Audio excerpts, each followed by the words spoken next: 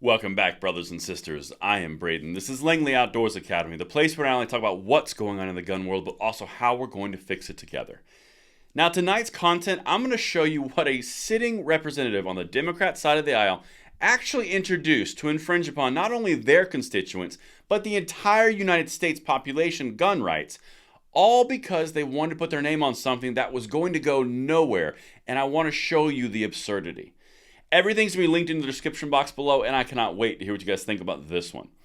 Now, if you are new or you're a returning viewer, please make sure you hit that like button, subscribe to the channel, and hit the notification bell. We need as many people as we can to get into the trenches with us so we can pass the blessing of the Second Amendment along to the next generation, and every single one of you helps. And thank you so much in advance for your consideration. All right, my brothers and sisters, as I mentioned, I have got to dive into this clip, and fair warning, it is a rough delivery. Now, I don't make this clip to belittle anyone's ability to deliver speeches, read speeches, or even public speaking, because it's not for everybody, and I don't want to make anyone feel uncomfortable by doing so. But what I'm about to show you is so incredibly transparent that I have to bring it to your attention because it affects your gun rights and everyone else that you know, not just this representative constituency. Now, what's a big thing that we see a lot on the gun control side of the aisle is they just throw spaghetti to the wall and see what sticks. Sheila Jackson Lee, Al Green, and now Donald Payne Jr. This guy is literally saying a national gun buyback program, which has a 0% chance of getting to the floor. But I've got to show you this because it's that striking.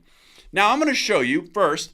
These are the results from Donald Payne Jr. when he's in New Jersey. Yeah, that's a pretty deep blue district. That's not going anywhere. This guy is a staple. He is a gun control acolyte. That's what's going to happen here. But I want you to listen to these clips. Here are 3 clips. And again, this is painful. Bear with me. Here's the first one. Mr. Speaker, I rise today to speak out against the ongoing epidemic of gun violence in our cities and towns. There is no gun violence without guns.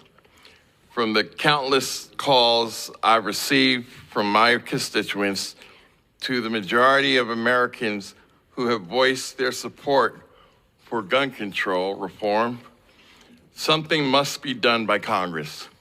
Okay, so the very idea, and again, this is not about the delivery or the individual, this is about the content of the proposal they're putting forward. The very idea that you would say that gun violence can't happen without guns is kind of akin to saying you can't have human violence without humans. You can't drown without water. It doesn't really make a whole lot of sense. The problem that we have in our nation is not the fact that a gun exists and therefore violence exists. The fact is violence exists in humanity and the peace is a tool. That's what we're dealing with here. But it's almost like that cannot be a comprehended perception. That cannot be part of the conversation. It's all about the object. The object causes and does everything. It's the catalyst of all evil, ever. I don't know how bad things happened before guns were invented. Anyway, I digress. So, here's the second one. And like I said, I know this is rough. Just bear with me. Here's the second piece. So many Americans are haunted by the gun violence that has taken their loved ones, and that is why we should all be in favor of stronger gun laws to keep these weapons out of dangerous hands. Too many lives have been stolen. Too many children have been killed. For this reason, I will be introducing the Safer Neighborhoods Gun Buyback Act of 2023.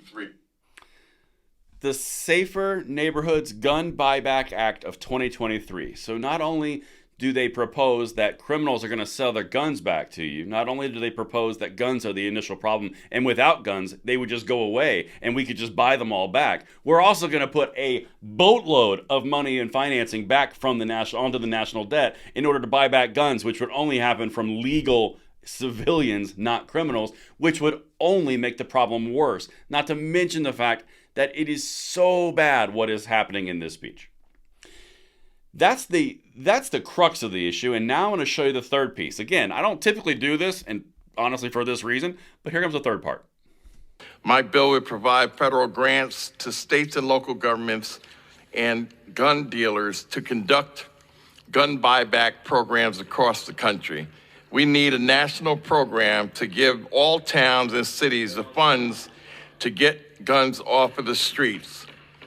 This is a common sense legislation and is, if no made into public Gentleman's law, time is expired. it would benefit our nation greatly. Gentleman's and with that, time is expired. I will yield back the balance of my time. So something kind of, just an observation. I like looking at people and observing things. Did you notice the cadence change when he was reading to when he went back to his natural verbiage of talking to people? It went from kind of rocky, kind of bumpy, kind of tough to very smooth. I just thought that was very interesting. So again, not making it about the individual. I just thought that was an interesting point. The other thing there is a federal national gun buyback program of where grants and funds are going to go to every single city, state, and municipality in order to buy back the guns, to get them off the street, because the guns are the problem. And if we didn't have the guns, we would have no problems. It hurts. Let me know what you guys think in the comments below, and I will see you on the next one. I'm Braden. See you later.